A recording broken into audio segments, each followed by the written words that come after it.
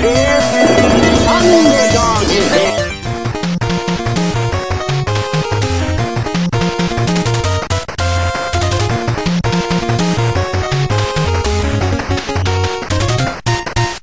Hey guys, what's up? This is Twitch the RetroGR Ranting. Welcome to my first ever video Game Underdogs review. The show where I find underrated, misunderstood, forgotten, and or plain old diamond in the rough games and give them the spotlight they so rightfully deserve. First up to bat, I'm going to talk about the fun little beat-em-up game that came out later on in the NES's lifespan called Mighty Final Fight by Capcom. The year is 1993. The Super Nintendo and Sega Genesis are knee-deep in their 16-bit war. The NES, however, was in its golden years. Unlike today, where the Wii is all but forgotten almost 2 years before Nintendo's newest console is even coming out, the NES was still getting excellent games made for it long after its successor had been out on the market. One such goofy little gem was Mighty Final Fight, a remix of sorts of Final Fight, only on the NES. And by remix, I mean funny big heads. That's right, Capcom thought the best way to port one of their all-time best beat-em-up games to the NES was to make all the characters have super deformed heads with childlike bodies. And it works. They knew it would be hard to translate the 16-bit look and feel of Final Fight on the NES, so they went down to a slightly different path graphically, and it fits the NES like a glove. The first time you boot this game up, you're going to start grinning ear to ear at how funny everyone looks and acts. You just can't help but chuckle to yourself as you play. The more kid-friendly look also applies to the story, too. Instead of the Mad Gear boss kidnapping Mike Hagar's daughter in order to gain more power on the streets, he does it because he wants her to be his girlfriend. Oh, and the fact that Mike Hagar's daughter's beauty is so radiant that it gives hope and inspires the entirety of Metro City. Yep, it's not the fact that Hagar is a good mayor that keeps the city in order. It's the fact that his daughter is so good-looking that keeps Metro City from falling apart. I can just picture Mike Hagar's State of the State address now. Citizens of Metro City, I, Mike Hagar, know that times are rough right now. Productivity is low, the taxes and the jobless rate are an all-time high, and violent gangs are taking over the streets. But just remember why you elected me in the first place. My daughter's really beautiful. And the sad thing is, that's not the most creepy part of the game. But I'll get to that one in a bit. But first, let's move on to gameplay. Unlike its big brother counterpart on the SNES that only let you play as Hagar or Cody, Mighty Final Fight allows you to pick from Guy, Cody, and Hagar, each one possessing their own unique skills, strengths, and weaknesses. Guy is the fastest, but deals the least amount of damage, Cody is the middle ground and has balanced strength and speed, and Hagar is the powerhouse, but is the most slow. Like most beat-em-up games of the time, you progress through levels and take on a wide variety of bad guys, with each level capping off with a boss fight. Big shocker there, right? But what makes Mighty Final Fight different from its arcade and SNES brethren is that this time, as you fight bad guys, the points you get for taking them out go to an XP bar. When you reach a determined amount of points, you level up. And after you reach level 4, you can start using a new special move that's different for each fighter by pressing the attack button and tapping left or right. It's kind of nice because it encourages you to mix up your moves, because different moves yield different points for XP. For example, finishing off a bad guy with a throw may give you more points than if you just drop kick him. It's a nice touch, even though it feels like it's a little bit underutilized. All this mixes together into an almost perfect beat-em-up game experience on the NES. And yes, I did say almost. There are two slightly annoying problems that I should address. One is lack of co-op, and two is bosses. First, the lack of two-player co-op mode.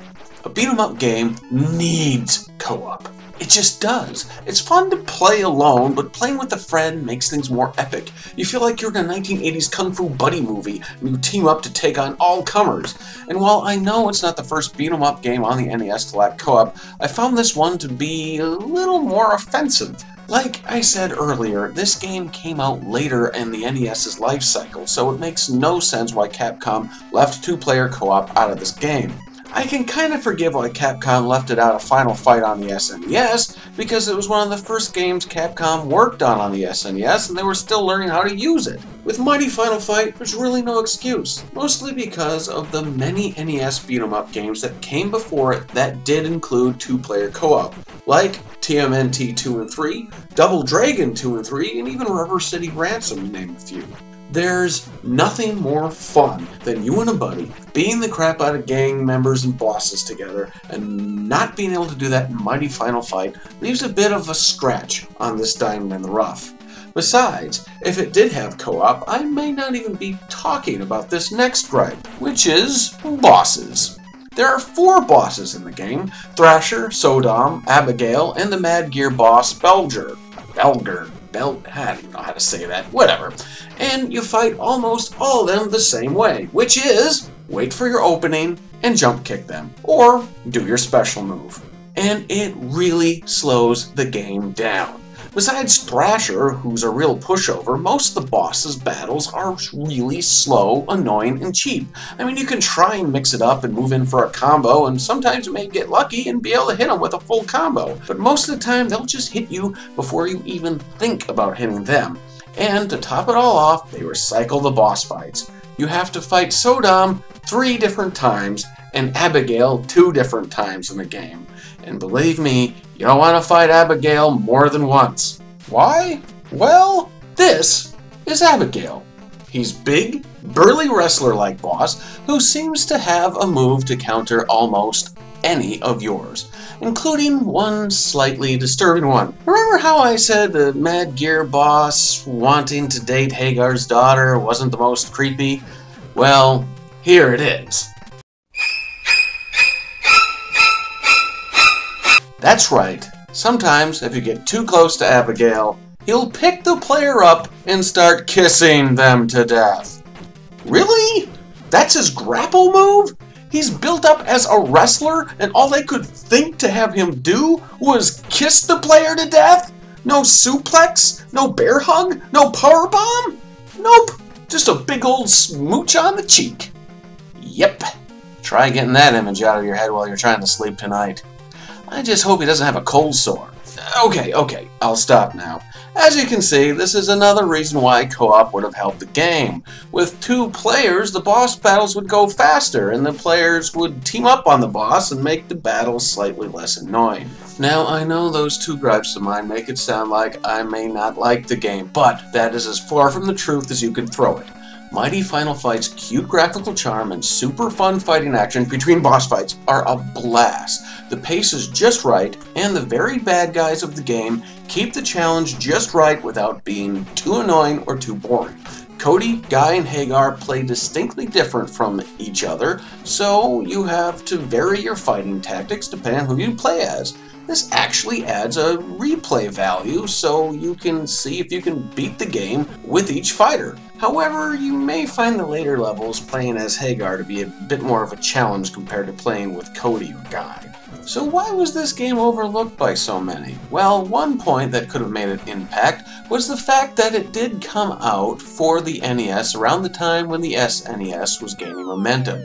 Many people were ignoring their old 8-bit NES and moving on to the power of the 16-bit Super Nintendo. Why play an 8-bit Final Fight game when the Super Nintendo had a more arcade-accurate looking 16-bit version that had already been out for quite some time by the time Mighty Final Fight came out? Whether that be the case or not, it was still a nice surprise for those who didn't ignore it or were maybe still living in the 8-bit age and hadn't quite moved up to the SNES yet. Okay, you say in a really bad accent, you sold me on this and I want to buy this game.